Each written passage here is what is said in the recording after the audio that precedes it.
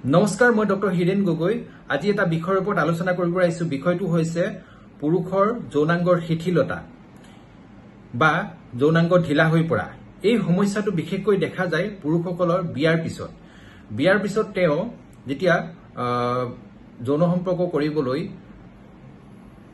আৰম্ভ কৰে তেতিয়া এই সমস্যাটো দেখা যায় আৰু তেওঁ লাহে লাহে আত্মবিশ্বাসটো হেৰুৱাই পেলাই তাৰ পিছতে তেওঁ মানসিক অশান্তিত ভুগিবলৈ ধৰে আৰু পাৰিবাৰিক সমস্যাবিলাক বাঢ়ি যায়। এই সমস্যাৰ লগত কিছুমান অন্যান্য বেমাৰ যেনে মধুমেহ ৰোগ, হৃদৰোগ আদিও থাকিব পাৰে।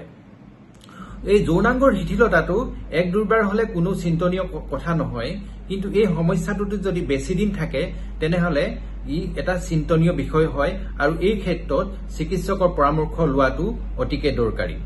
পুৰুষৰ যৌন কাৰ্য ভালকৈ হবলৈ হলে পুৰুষজনৰ মস্তিষ্ক, হৰমন, তেওঁৰ ধমনী, তেওঁৰ মাংসপেশী আদি সকলো সুস্থ থাকিব লাগিব।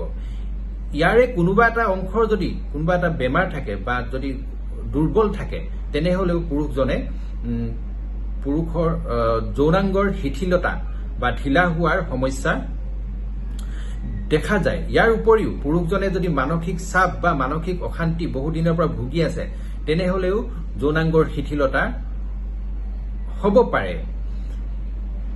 ইয়াৰ কাৰণসমূহৰ বিষয়বোৰৰ ভিতৰত বিশেষকৈ হৃদৰোগ, মধুমেহ ৰোগ, তেজৰ ধমনীবিলাক সৰু হৈ যোৱা মানে এথেৰস্ক্লেৰচিছ, বেছি কলেষ্টৰল থকা, উচ্চ ৰক্তচাপ, মধুমেহ, মেদবহুলতা, কিছুমান দৰৱ যেনে এণ্টি ডিপ্ৰেছেণ্ট ড্ৰাগ, ধঁপাত সেৱন, ভাং, মদ্যপান, প্ৰষ্টেটৰ সমস্যা, যৌনাংগৰ কাষত যদি আগতে কেতিয়াবা অপাৰেশ্যন হৈছে, ৰাজহাড়ৰ কাষত যদি দুখ পাইছে, তেওঁৰ কেতিয়া ডাঙৰ এক্সিডেণ্ট হৈছে বা টেষ্টষ্টেৰন হৰমনৰ যদি প্ৰডাকশ্যন কমি যায় তেনেহলেও এই সমস্যা হ'ব পাৰে।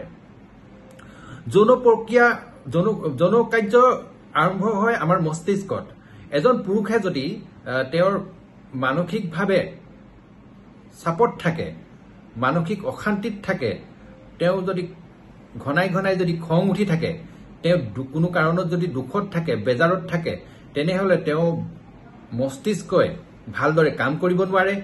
এই ক্ষেত্ৰতো তেওঁ যৌনাংগৰ শিথিলতা ভুগিব পাৰে। যৌনাংগ শিথিলতা হোৱাৰ ক্ষেত্ৰত তেওঁৰ ফিলিংছবিলাক কমি যায়।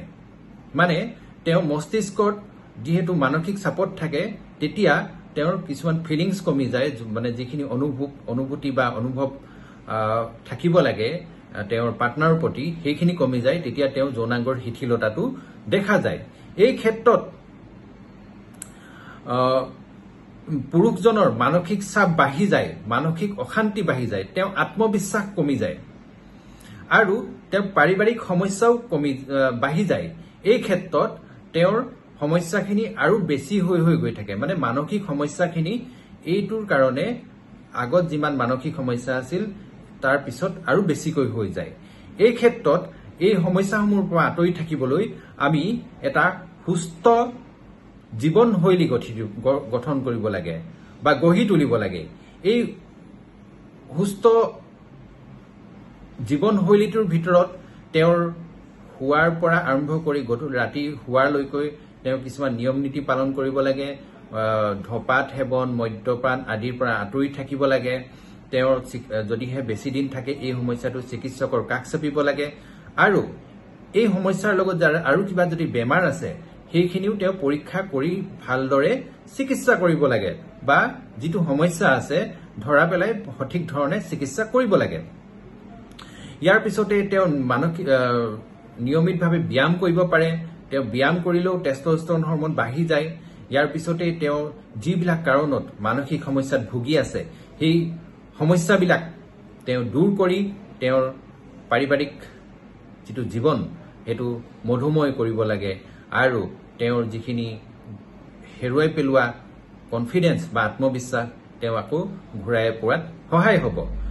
অধিক জানিবলৈ মোক হোৱাটছএপ কৰিব পাৰে। মোৰ হোৱাটছএপ নাম্বাৰ হ'ল 6026000010। মোৰ ফোন ধৰিবলৈ সময় নাথাকে, আপোনালোকে মোক হোৱাটছএপ কৰিব। যদিহে কিবা জানিবলৈ থাকে তেনেহলে এই নাম্বাৰত আপোনালোকে হোৱাটছএপ কৰিব পাৰে। ধন্যবাদ।